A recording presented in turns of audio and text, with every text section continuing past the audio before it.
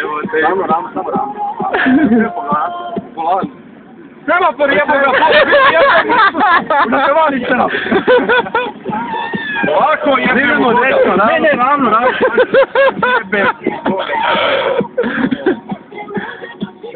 Ja pošto svoj Bože moram 2 tjedana bolova ići.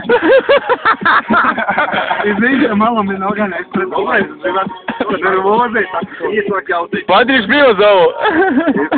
Što mi trebali veze kad smo krenuli? Neka, ne, to nema Čekaj da se žuto spali. Ajde jebem. Možeš polako, ej. Prva. Druga. Možda druga vaga. Možda treća. Možda treća je tu polako, crveno se prebaci. Crveno? Ne, jebim ga, Bog, to je stale. Ne, njega, pokupit ću ga ja vratiti. Dobro. Čekaj, dajte da da im idemo, ili znam?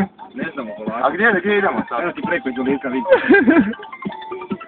Da ću je telefonat vožnji. A javi se brzo.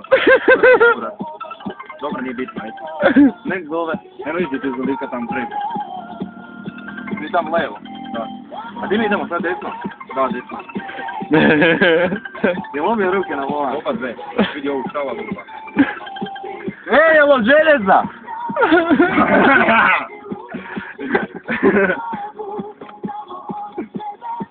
Imam da ga.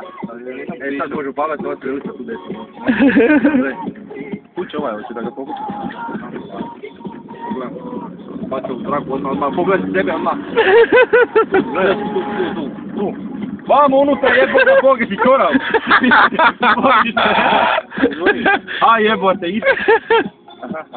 Dobro, nema već ovaj znak, što nema već ovaj znak, sada je gotovo, kad sviđeš preko. Tu se ne ide parkira, ajde brzo. Nemo udariti od krijem. Nemoj, stani tu. Dobro.